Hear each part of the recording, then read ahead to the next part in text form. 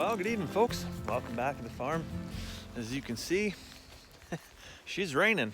It was actually a pretty nasty day today. We had, it was probably the windiest day of the year, actually. We had 50-kilometer-an-hour winds for the better part of the day.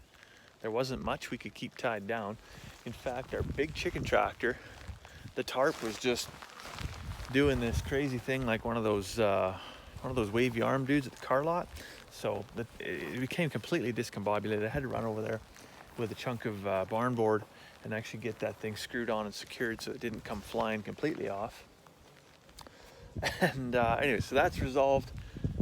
In other big news, Millie, the miniature pony, is here. We're gonna run over here now. I'm just gonna grab the side-by-side. We'll run over there now and check on her. Slow soaking rain we're getting is gonna be fantastic for this compost pile. Get that saturated, get that microbial activity fed, and get things kicked off. It's gonna be heating up like crazy here in the next week. Anyways, folks, this is Millie. She looks a little different now. She looks kind of like a bit of a drowned rat. Usually she's just got hair everywhere. Earlier today, in fact, when it was super windy and it hadn't started raining, she had a pretty wild hairdo. And of course Rosie's picking on her there. But so Millie's here. She has a touch of laminitis and something we want to keep an eye on.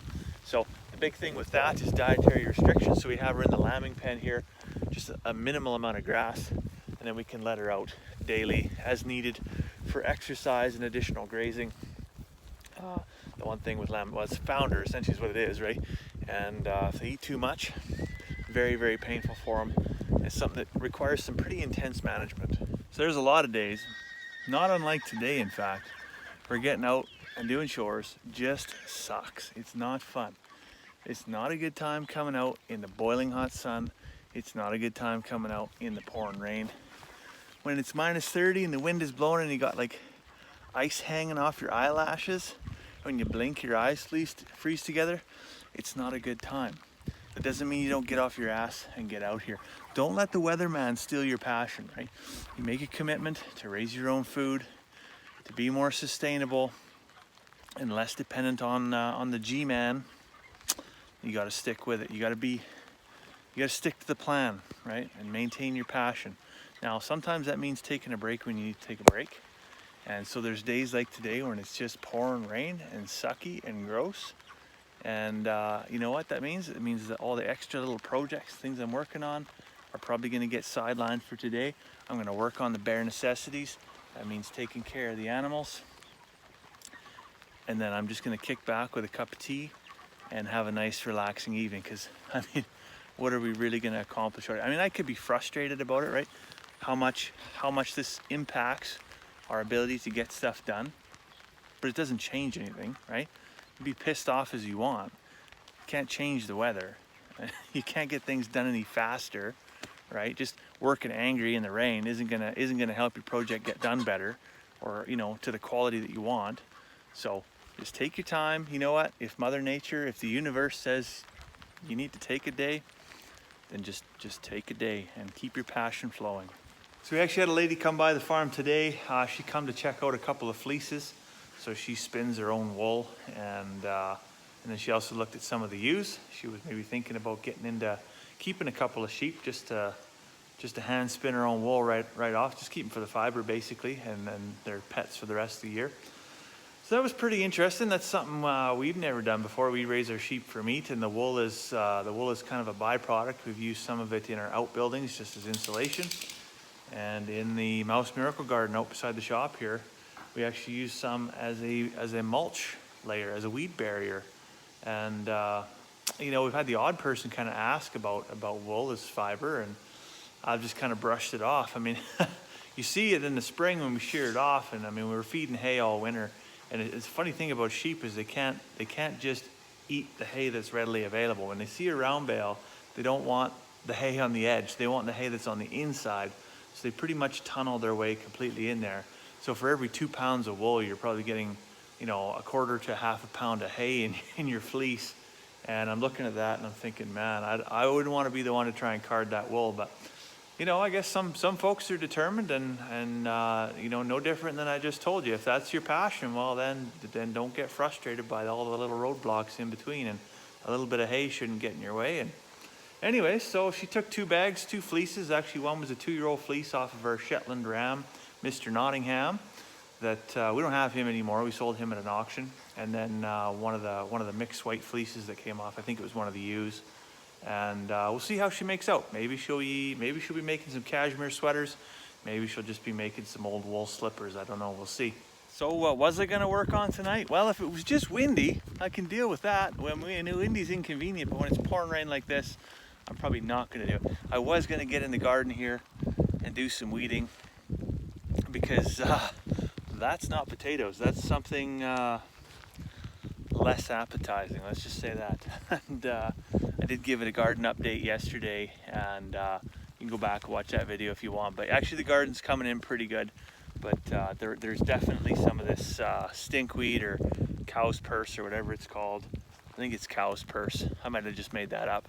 Doesn't matter. Anyways, stuff that's not supposed to be here that I want to get rid of before it becomes the dominant thing, kind of chokes out the potatoes, which you can see in this row is exactly what it's doing. So just outside the chicken house here, and it got me thinking. So the other day I seen a video, and I think it was on the Homesteading Canada Facebook page, and it was a short little video of some chickens getting up to some stuff, and the guy was asking, like, why are my chickens trying to bury themselves? So if you look beside our chicken house, I mean, it looks like a minefield essentially. The chickens have dug holes. They've dug holes right in here. They're gonna dig holes all over the place. This was really beautifully landscaped last year. They spent hours with the yellow tractor, and I think they spent, pretty much a couple hours and destroyed it all. And despite my dismay about it, it doesn't matter. It's a perfectly normal, natural thing for a chicken to do this, to dig these holes. And what they're doing there is just dust bathing. Really, it's just a hygiene thing, right? It's how they clean themselves. It's how they shake off mites. And yeah, just don't stress about it. If you see them doing it excessively, maybe pick them up and check for some mites if you think there's a thing there. But no, that's just actually a perfectly normal, natural thing. Forgive the reference to American Pie, but yeah, not something to be super concerned about.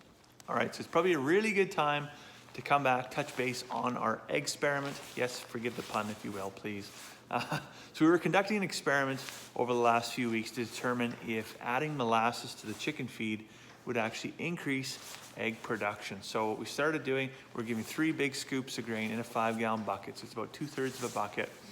And we're adding half a cup of molasses and then soaking that grain overnight and feeding it directly to chickens outside the chicken house. Now, initially off the get-go, within 3 days, we did see a 10% increase in overall egg production. So we went from 50 to 55 eggs, approximately, give or take 1 or 2 here and there. Now, within a week, that kind of dropped down and leveled out, and so overall, over the course of a couple of weeks, we saw a 5% increase in egg production, which is not significant, but an increase is an increase, and for some people that may be the difference between profiting or not profiting. Yeah, but what we did see, because the 2 or 3 eggs extra a day that we did see were like this, right? Big monster double yolkers. So we did see an increase in the production of these larger eggs. So I'd have to restart the experiment again now, right? Probably just go back to just feeding them the way we were for a month, and then start adding molasses again. And the second experiment we could really conduct is to measure egg weight, right? Basically, you take your bucket of eggs every day, put on a scale. What's your total egg weight going to be every single day? And I would bet you any money that you would see overall increased egg weight every single day. So anyways, that's maybe a future experiment we'll conduct. I'm not sure if we will. Will we continue on with adding the cup of molasses in with the soaked grains? Yeah, probably till the pail is empty. And then I'm probably not going to do it anymore after that, simply because it's just one more input that I have to do every single day. But we're getting that grain right from Bloom Enterprises, and the big 1,800-pound bag we get, we could literally just add 1 pail to the bag while it's in the mix mill, and Robin could blend that up for us, and then there'd be no inputs. It would just be go to the shed, get your grain, soak it, same as we would do every other day. So maybe that's an option. Molasses is really only $20 a pail, and you know, that's pretty negligible cost when you're really only adding half a cup at a time, because it's going to last you 160 days. So your $20 does go a long ways. Anyways, just thought you'd be interested to see how we made out with that experiment. Anyways, on that note, I think it's a really good time to go fix up a cup of tea and find myself a little snack by the fireplace. So I'll let you go for now. I hope you have a fantastic evening. We'll see you tomorrow.